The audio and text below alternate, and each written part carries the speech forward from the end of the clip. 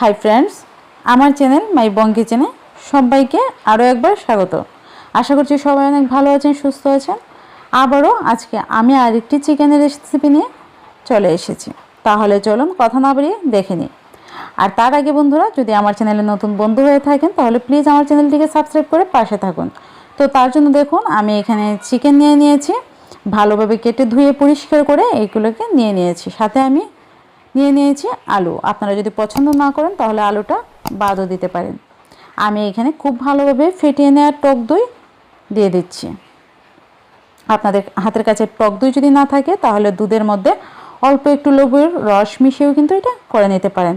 দিয়ে দিচ্ছি এখানে পেঁয়াজ, আদা আর রসুন একসাথে পেস্ট করে নেওয়া কিছু পেঁয়াজের কুচিও এর মধ্যে দিয়ে দিচ্ছি। দিতে হবে হলুদের গুঁড়ো, দিচ্ছি আমি এখানে মরিচের গুঁড়োটা আপনারা বুঝে দিয়ে দিবেন, ঝালটা বুঝে দিয়ে দিচ্ছি আমি এখানে ধনিয়া গুঁড়ো। তবে বন্ধুরা, আমি কোনো কিছুই কিন্তু এখানে পরিমাণটা বলিনি, আপনারা বুঝে দিয়ে দিবেন আপনাদের পছন্দ মতো, যতটুকু স্পাইসি আপনারা করতে চান। দিয়ে দিচ্ছি এখানে জিরে গুঁড়া। তো দিয়ে দিচ্ছি স্বাদ মতো লবণটা বুঝে অবশ্যই দিতে হবে।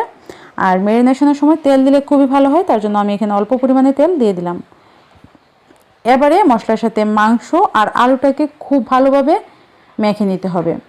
কাজটা একটু সময় নিয়ে করবেন, তাহলে খুব ভালো হবে। মশলাগুলো মাংসের সাথে খুব সুন্দরভাবে মিশে যাবে। তো দেখুন, আমার মাখানো হয়ে গিয়েছে। এবার এটাকে আমি ঢেকে রেখে দিব আধা ঘন্টার জন্য।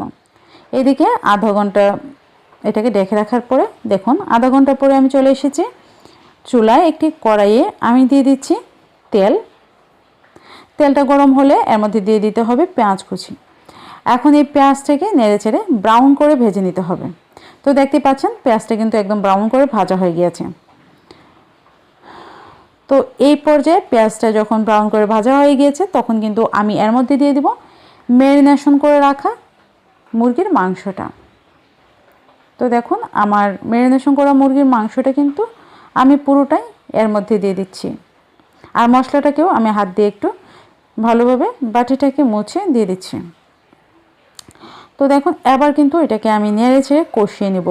তবে বন্ধুরা, এই পর্যায়ে কিন্তু আমি কোনো রকম পানি ব্যবহার করব না। এটাকে ঢেকে মাংসটাকে কষিয়ে নিতে হবে। এতে করে মাংসটা সুন্দর সিদ্ধ হয়ে যাবে, আলুটাও সুন্দরভাবে সিদ্ধ হয়ে যাবে, আর কিন্তু মশলাটাও সুন্দরভাবে কষানো হয়ে যাবে।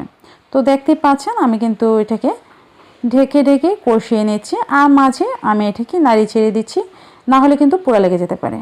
তো দেখুন, কিছুটা জলটা যখন শুকিয়ে গেল তখন এর মধ্যে আমি গরম মশলা গুঁড়ো দিয়ে দিচ্ছি। আর গরম মশলা গুঁড়োটাকে কিন্তু আমি অল্প একটু জল দিয়ে একটু গুলিয়ে নিয়েছিলাম।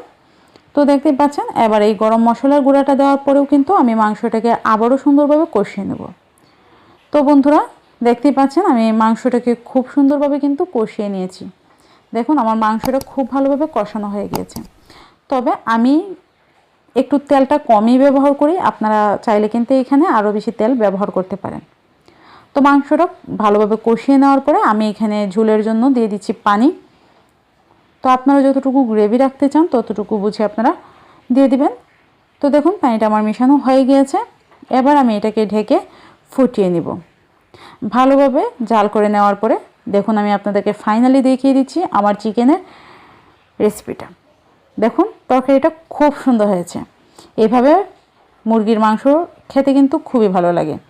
তো দেখতে পাচ্ছেন আমার একদম তৈরি হয়ে গেছে। এবার কিন্তু গ্যাসটাকে অফ করে আমি পরিবেশন করে নেব।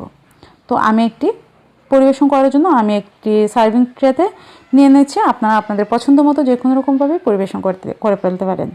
তো এই চিকেন কারিটা কিন্তু আপনারা ভাত, রুটি অথবা পরোটার সাথে খেতে খুবই ভালো লাগবে। তো দেখে নিলেন কত সহজে একদম মাত্র ঘরে থাকা উপকরণ দিয়ে তৈরি করা যায় এমন একটি রেসিপি।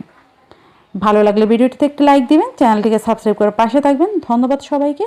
দেখা হবে আবারও নতুন একটি রেসিপিতে।